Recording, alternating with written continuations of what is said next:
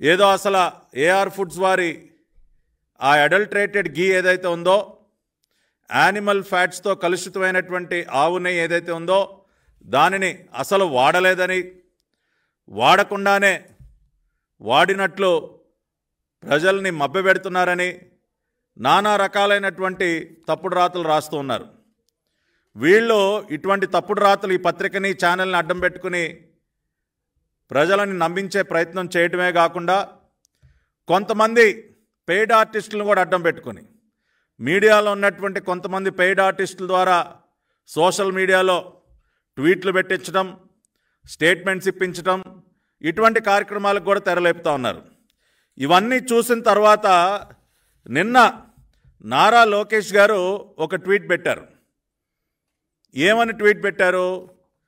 AR foods company ఏదైతే వీళ్ళు కొమ్మక్కయి కాసుల కక్కుర్తి కోసం తెర మీదకి తీసుకొచ్చినటువంటి ఏఆర్ ఫుడ్స్ కంపెనీ ఏదైతే ఉందో, ఎవరి టెండర్నైతే జగన్మోహన్ రెడ్డి హయాంలోనే ఖరారు చేశారో మే 8, 2024న, ఎవరి హయాంలో అయితే ఏఆర్ ఫుడ్స్కి పర్చేజ్ ఆర్డర్ ఇచ్చారో మే 15వ తేదీన, ఆ కంపెనీ మొత్తం 8 ట్యాంకర్ల నెయ్యి సరఫరా చేసింది.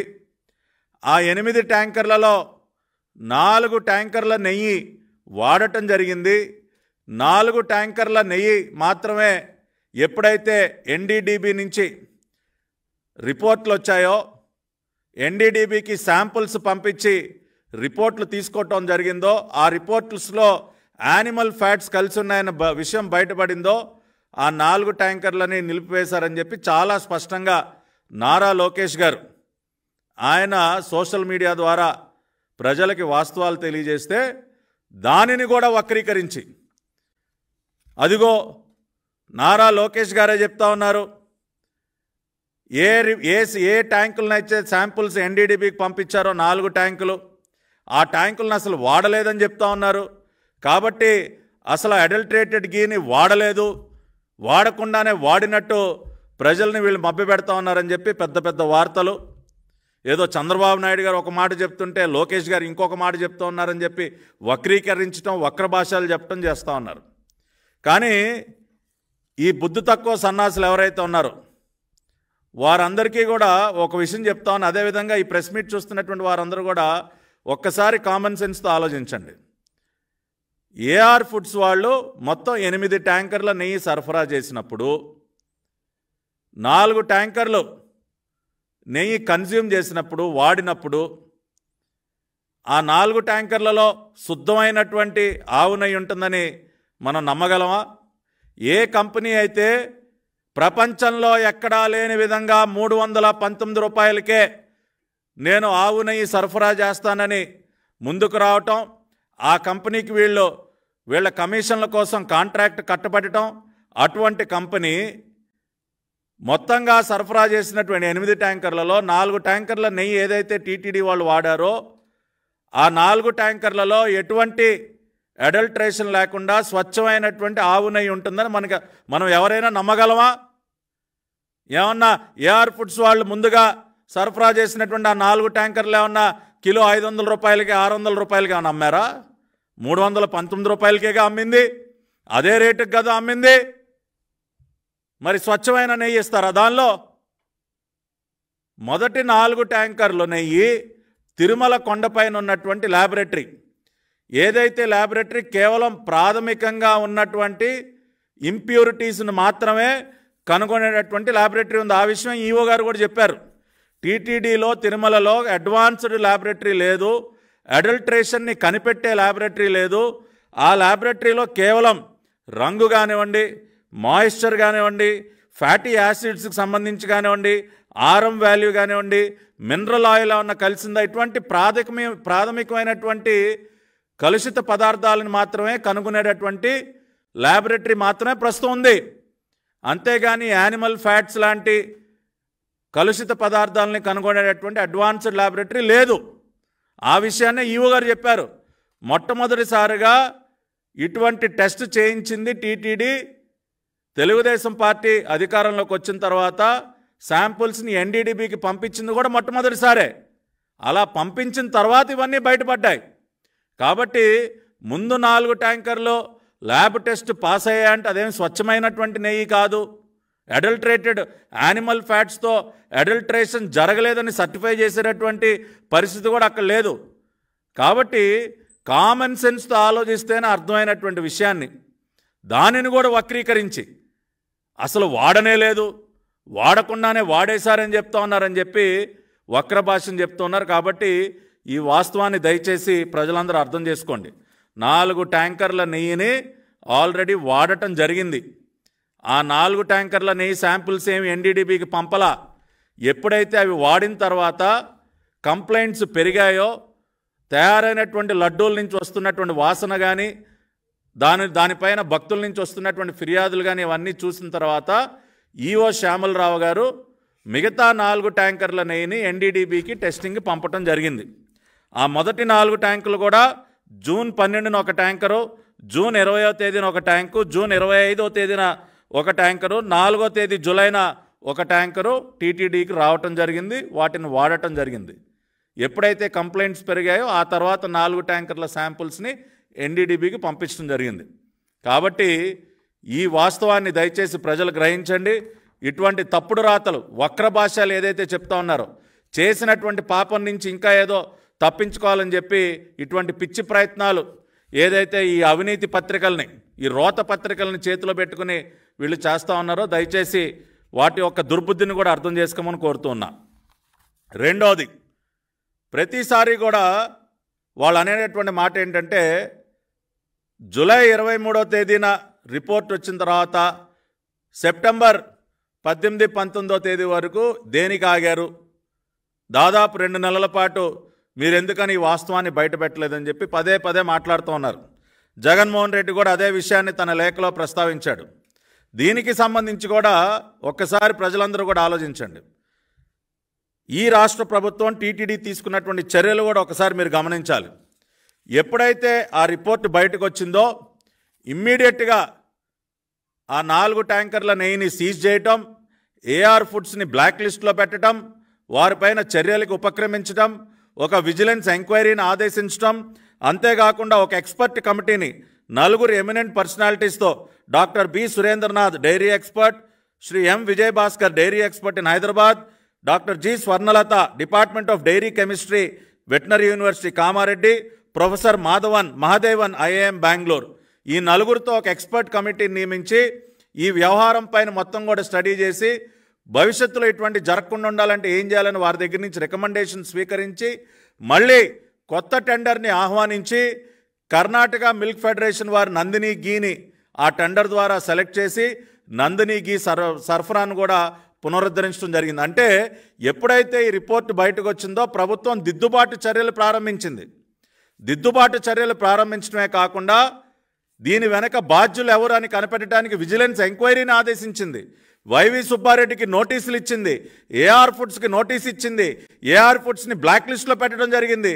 ఇవన్నీ ఇన్ని రకాలైనటువంటి కార్యక్రమాలు చేసిన తర్వాత విజిలెన్స్ డిపార్ట్మెంట్ వాళ్ళు ప్రాథమికమైనటువంటి నివేదికని రాష్ట్ర ముఖ్యమంత్రి గారికి ఇచ్చిన తర్వాత అప్పుడు రాష్ట్ర ముఖ్యమంత్రి గారు ఒక స్టేట్మెంట్ ఇచ్చారు. అది బాధ్యత గల వ్యక్తి ఎవరైనా చేసేటటువంటి పని. అది ఏదైనా ఒక విషయం కోట్లాది మంది భక్తుల మనోభావాలకి సంబంధించినటువంటి విషయం బయటకు వచ్చినప్పుడు చాలా క్యాజువల్గా ఎవరు మాట్లాడరండి. మొన్న జగన్మోహన్ రెడ్డి ప్రెస్ మీట్ పెట్టి మాట్లాడాడు. ఇదేముందండి, ఇది జరుగుతూ ఉంటుంది, ఇట్ ఈస్ వెరీ కామన్గా జరుగుతూ ఉంటుంది అని ఎంత తేలిగ్గా కొట్టిపారేశాడో మన మీడియా ముందు మనం చూసాం. కానీ చంద్రబాబు నాయుడు గారు అటువంటి వ్యక్తి కాదు, ఒక బాధ్యత గల వ్యక్తి. ఇటువంటి ఒక విషయం బయటకు వచ్చిన తర్వాత ఎన్ని రకాలైనటువంటి చర్యలు తీసుకున్నారో ప్రాథమికంగా మళ్ళీ ఒక నివేదిక తీసుకున్న తర్వాత మళ్ళీ ఉన్నటువంటి విషయాలన్నింటినీ ధృవీకరించుకొని ఒక ఎన్డీడీబీ రిపోర్ట్ వచ్చింది కదా అని హడావుడిగా ప్రెస్ మీట్ పెట్టేసి కోట్లాది మంది భక్తులందరినీ కూడా భయాందోళనకి గురి చేయటం అనేది ఒక బాధ్యత గల నాయకుడు చేసేటటువంటి పని కాదు. మళ్ళీ ధృవీకరించుకొని ఒక ఎక్స్పర్ట్ కమిటీని నియమించి ఒక విజిలెన్స్ ఎంక్వైరీని వేసి వాళ్ళు ఇచ్చినటువంటి రిపోర్ట్స్ కూడా స్టడీ చేసి అన్ని రకాలుగా కన్ఫర్మ్ చేసుకున్న తర్వాత చంద్రబాబు నాయుడు గారు మాట్లాడారు. అది ఒక రెస్పాన్సిబుల్ లీడర్ ప్రవర్తించినటువంటి తీరు అవునా కాదో ఒక్కసారి రాష్ట్ర ప్రజలందరూ ఆలోచించండి. అంతేగాని జగన్మోహన్ రెడ్డి లాగా చాలా కామన్గా తేలిగ్గా క్యాజువల్గా తీసి పారేస్తారా? అది కాదు కదా పద్ధతి. దిద్దుబాటు చర్యలు కూడా తీసుకుని ఒక నమ్మకాన్ని కలిగించారు ఇవాళ చంద్రబాబు నాయుడు గారు. కాబట్టి దానిని కూడా 2 నెలలు ఎందుకు ఆగారు? ఏం చేయమంటారా? ఇవన్నీ ఈ కార్యక్రమాలు, ఈ పనులన్నీ చేయకుండా హడావుడిగా ప్రెస్ మీట్ పెట్టేసి ప్రజలందరినీ భయాందోళనకు గురి చేసి ఏదో ఇవన్నీ జరిగిపోయాయని చెప్పి ఒక ఆందోళనకు గురి చేసి ఎటువంటి కరెక్టివ్ మెజర్స్ తీసుకోకుండా మాట్లాడటం కరెక్టా? కాదు. అన్ని రకాలైనటువంటి చర్యలు తీసుకుని అక్కడ చక్కబెట్టాల్సినవన్నీ కూడా సరిదిద్ది, ఎస్ రిపోర్ట్స్ అన్నీ మళ్ళీ తీసుకుని ఇదిగోండి ఇది జరిగింది, ఈ రకంగా మేము చర్యలు తీసుకున్నాం, ఈ రకంగా పరిస్థితిని చక్కబెట్టామని చెప్పటం అనేది ఒక రెస్పాన్సిబుల్ లీడర్ చేసేటటువంటి పని. మూడోది, వీళ్ళు మాట్లాడేటటువంటి అంటే పచ్చి అబద్ధాలు వేసేటటువంటి ప్రశ్నలకి ఇవన్నీ నేను చెప్తున్నా. మూడోది, నిన్న పొన్నవోలు సుధాకర్ రెడ్డి ఆయన ఏం మాట్లాడుతూ ఉన్నాడండి? ఎంత బాధ్యత లేకుండా జగన్మోహన్ రెడ్డికి అత్యంత సన్నిహితుడు ఆయన గారు కోర్టులో పిటిషన్ వేస్తాడు.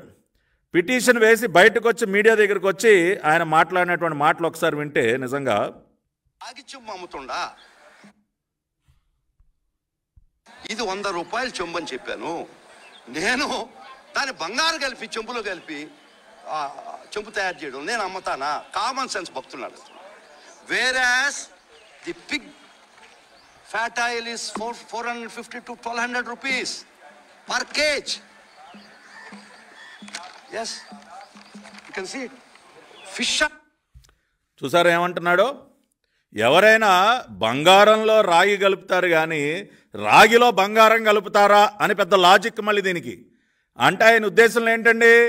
పంది కొవ్వు బంగారం అంట, బీఫ్ టారో బంగారం, బంగారం లాంటి పంది కొవ్వుని రాగి లాంటి ఆవు నెయ్యిలో ఎవడైనా కలుపుతాడా? ఎంత దుర్మార్గం అండి! దుర్మార్గుడా, పాపాత్ముడా, ఏం మాట్లాడుతూ ఉన్నారా నువ్వు? హిందువుల మనోభావాలతో ఆటలాడుకుంది చాలుక పంది కొవ్వుని బంగారం అంటావా? Useless fellow. చేసినటువంటి పాపాన్ని కప్పిపుచ్చుకోవడానికి ఇంకా కూడా ప్రతిరోజు హిందువుల గుండెల్లో గుణపాలు పెట్టి గుచ్చుతారా మీరు? పంది కొవ్వు బంగారం అంట, బంగారం లాంటి పంది కొవ్వుని ఆవు నెయ్యిలో ఎవడైనా కలుపుతాడా అని చెప్పి మళ్ళీ ఒక లాజిక్. తాడేపల్లి కొంప నుంచి వచ్చిందా నీకు స్క్రిప్టు? నీ నాయకుడు జగన్మోహన్ రెడ్డి మాట్లాడమంటే మాట్లాడావా? అంతే కదా. తాడేపల్లి ప్యాలెస్ నుంచి స్క్రిప్ట్ రాందే తమరు చదవరు కదా. అంటే అర్థం చేసుకోండి ఒక్కసారి ప్రజలందరూ కూడా. జగన్మోహన్ రెడ్డి గారికి పంది కొవ్వు బంగారం. ఆయన చిలక లాంటి పొన్నవోలు సుధాకర్ రెడ్డి గారు ఆ చిలక పలుకులు పలుకుతూ ఉన్నారు. 1200 రూపాయలు విలువైనటువంటి పంది కొవ్వుని ఎవడైనా ఆవు నెయ్యిలో కలుపుతాడా అని చెప్పి మళ్ళీ సమర్థించుకునే ప్రయత్నం. ఏంటో మాట్లాడేది? ఇవాళ ఆన్లైన్లో చూడండి, యానిమల్ ఫ్యాట్ ఎంతకు దొరుకుతుందో. టాలో ఆయిల్ కేజీ 85 రూపాయలు. ఇవి చదవటానికి నాకు చాలా బాధగా ఉందండి. చదవటానికి నాకు చాలా బాధగా ఉంది. 70-80 రూపాయలకు దొరికేటటువంటి ఈ యానిమల్ ఫ్యాట్స్ని తీసుకొచ్చి ఆవు నెయ్యిలో, స్వచ్ఛమైనటువంటి ఆవు నెయ్యిలో కలిపి వీళ్ళ కాసుల కక్కుర్తి కోసం ఇంత పాపం చేసి మళ్ళీ ఈ రకమైనటువంటి మాటలు మాట్లాడతారా? టెండర్ డాక్యుమెంట్లని మార్చేసి, ఎవడు మార్చమన్నాడా టెండర్ డాక్యుమెంట్లో ఉన్నటువంటి కండిషన్స్? వైవి సుబ్బారెడ్డి సంతకం పెట్టినటువంటి రెజల్యూషన్ నెంబర్ 371 డేటెడ్ 29/2/2020 సంతకం పెట్టాడా లేదా వైవి సుబ్బారెడ్డి? ఇవాళ గతంలో ఎవరైనా కౌగి సప్లయర్స్ ఎవరైతే ఉన్నారో వాళ్ళు కొన్ని క్రైటీరియా మీట్ అవ్వాలి. 3 సంవత్సరాల అనుభవం ఉన్నటువంటి కంపెనీలే టెండర్లో పాల్గొనాలి. దానిని 1 సంవత్సరానికి తగ్గించింది ఎవరు?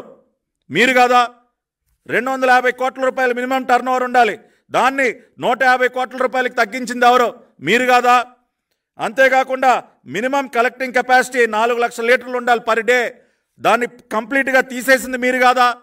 8 టన్స్ ఆఫ్ కౌకి వాళ్ళు ప్రాసెస్ చేసేటటువంటి కెపాసిటీ ఉండాలి. ఆ కండిషన్ని తీసేసింది మీరు కాదా? ఇన్ని రకాలైనటువంటి కండిషన్స్ తీసేసి ఏఆర్ ఫుడ్స్ లాంటి ఒక పనికిమాలిన కంపెనీని తెర మీదకి తీసుకొచ్చి నందినికి తరిమేసి బయటికి ఇన్ని పాపాలు చేసి వాళ్ళు మీరు మాట్లాడతారు. అందుకనే కదా వైవి సుబ్బారెడ్డి తప్పించుకుని తిరుగుతూ ఉన్నాడు.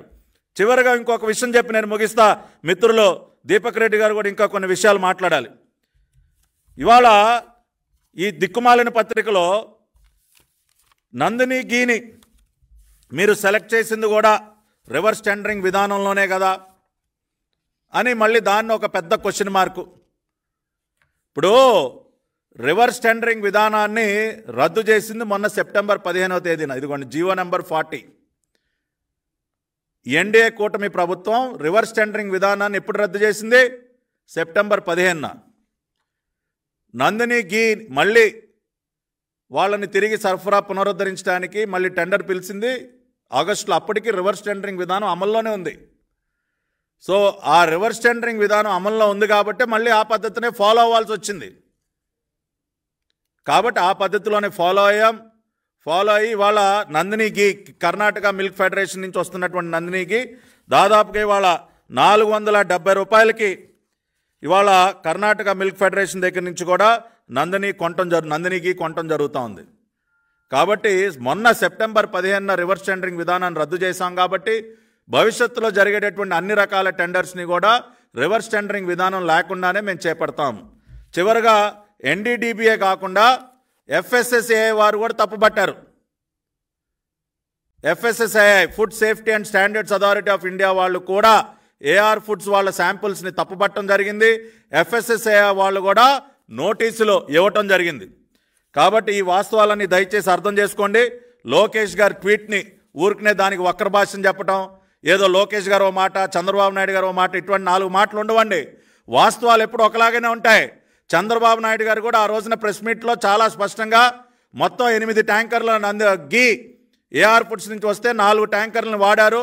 4 ట్యాంకర్ల శాంపుల్స్ ఎన్డీడీబీ రిపోర్ట్ ద్వారా ఎప్పుడైతే రిజెక్ట్ అయ్యో వాటిని ఆపేశారని చెప్పారు. అదే విషయాన్ని లోకేష్ గారు కూడా ఆయన ట్వీట్ ద్వారా చెప్పారు. కానీ ఎక్కడా కూడా 2 మాటలు లేవు. వాస్తవం ఎప్పుడు కూడా ఒకలాగానే ఉంటుందని చెప్పి తెలియజేసుకుంటూ, మీ పెయిడ్ ఆర్టిస్టుల ద్వారా కొంతమంది మీడియాలో, జాతీయ రాజకీయాల్లో ఎక్స్పైరీ డేట్ అయిపోయినటువంటి కొంతమంది లీడర్స్తో ఊరికినే ట్వీట్లు పెట్టించి స్టేట్మెంట్లు ఇప్పించినంత మాత్రాన వాస్తవాలు చెరిగిపోవని తెలియజేస్తూ, ఖచ్చితంగా ఎస్ఐటీ నోట్ ఏర్పాటు చేశాం. ఐజీ స్థాయి అధికారితో ఇన్వెస్టిగేషన్ చేస్తాం. దీనికి బాధ్యులైనటువంటి వారందరినీ కూడా కఠినంగా శిక్షిస్తామని కూడా తెలియజేస్తూ మీ అందరి దగ్గర సెలవు తీసుకుంటున్నా. ఇప్పుడు పెద్దలు దీపక్ రెడ్డి గారు మాట్లాడతారు. అందరికీ నమస్కారం.